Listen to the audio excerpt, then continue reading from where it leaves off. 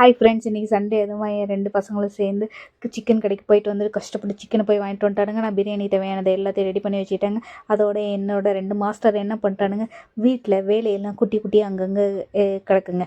அதெல்லாம் அலைன் பண்ணி வைக்கிறது, துடைக்கிறது, கழுவுறது இன்றைக்கி அவனுங்க டிபார்ட்மெண்ட். அதனால் அதை பார்த்துக்கிட்டானுங்க. நான் வேலையெல்லாம் சொல்லி கொடுத்துருவேன். ஒவ்வொரு வேலையை நான் சொல்லி கொடுத்துட்டே இருக்கும்போது அவனுங்க செஞ்சுட்டு இருப்பானுங்க அழகாக.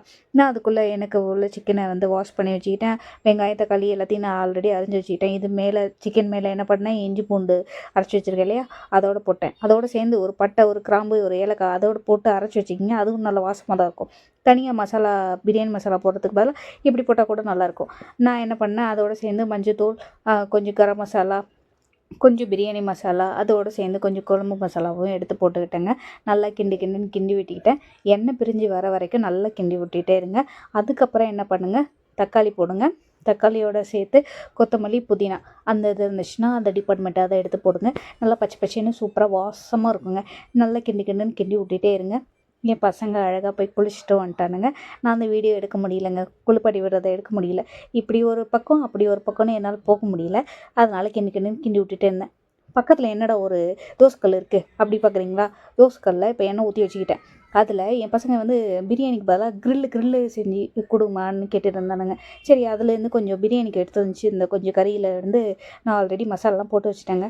இந்த தோசைக்கல் கிரில்லு உங்களுக்கு வேணும்னா எனக்கு கமெண்ட் பண்ணுங்கள்.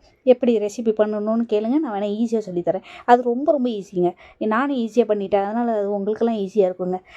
இதில் என்ன பண்ணேன், மேலே கொஞ்சம் கொத்தமல்லிக்கு நல்லா வாசத்துக்காக நல்லா தூவி விட்டுட்டேங்க. நான் ஆல்ரெடி அதை நாங்கள் பேசுறதுக்குள்ளேயே நாங்கள் தண்ணி ஊற்றி வச்சுட்டேங்க. உப்பு போட்டேன், அதில் மூடி வச்சுட்டு அதை நல்லா கொதிக்க வரட்டோன்னு இது நல்லா கிண்டி விட்டுட்டு பெரட்டி விட்டுட்டு இருந்தாங்க.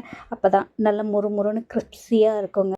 நல்ல மொறுன்னு சூப்பரான கிரிப்ஸியான ஒரு சிக்கன் கிரில் ரெடி ஆகிடுங்க. தோசைக்கல் கிரில்லுங்க இது பேர். நல்லாயிருக்கும். என்கிட்ட ரெசிபி கேட்குறது இருந்தால் கேளுங்க, நான் வேணால் சொல்லித்தரேன். அதுக்குள்ளே தண்ணி கொதிச்சிச்சிங்க. நான் அரை மணி நேரத்துக்கு முன்னாடியே அரிசி ஊற போட்டு வந்தேன். அதை போட்டு கிண்டிட்டு தயிர் ஊற்றி மேலே தம் பண்ணி வச்சுட்டேங்க. ஆல்ரெடி அது ரெடி ஆகிருக்கும். நான் அந்த வீடியோ அதுக்கப்புறம் ஷேர் பண்ணுறேன். நல்லா அழகாக தம் பண்ணி வச்சுட்டேன் இல்லையா. இப்போ கொஞ்சம் தண்ணி அதில் இருக்கும்.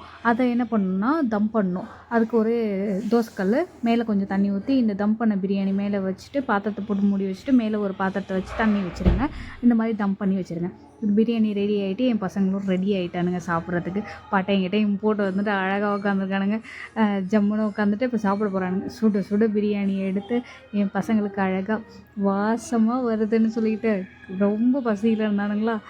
சரி, ஓகே, சாப்பிட வரலான்னு சொல்லிட்டு பார்த்துருந்தா கொஞ்சம் மனசு கொஞ்சம் கஷ்டமாக இருந்துச்சு. என்னடா பசங்க நல்லா நிம்மதியாக சாப்பிட்டுட்டு நம்ம ஆள் மட்டும் காணுமே அப்படின்னு சொல்லிட்டு ஒரு மிஸ்ஸிங்லேயே இருந்தோம். சரி, ஓகே, மிஸ் பண்ணுறோமா, அதனால் என்ன பண்ணுற மனசு கேட்கல. சிக்கன் மட்டன்னாலே நான்வெஜ்னாலே நாங்கள் எல்லோரும் குடும்பத்தோடு உட்காந்துட்டு மூஞ்சி பார்த்துட்டு அது சாப்பிட்றதே அது ஒரு ஜாலியாக தாங்க இருக்கும். அது சேர்ந்து குட்டி குட்டியாக ஜாலியாக இருக்குங்க. அதெல்லாம் ஒரு லைஃப் இல்லை. ரொம்ப மிஸ் பண்ணுறோம். உடனே என்ன பண்ண மனசு கேட்கல, வீடியோ கால் பண்ணியாச்சு. வீடியோ கால் பண்ணால் அப்பாடான்னு மூஞ்சி பார்த்தாச்சு. சரி, ஓகே, நீ சாப்பிட்டியா நான் சாப்பிட்டேன்னு கேட்குறதுக்குள்ளே ஓகே வீடியோவும் முடிஞ்சிடும். சரி, ஓகே, வீடியோ பிடிச்சிருந்துச்சுன்னா லைக் பண்ணுங்கள், கமெண்ட் பண்ணுங்கள், ஷேர் பண்ணுங்கள்.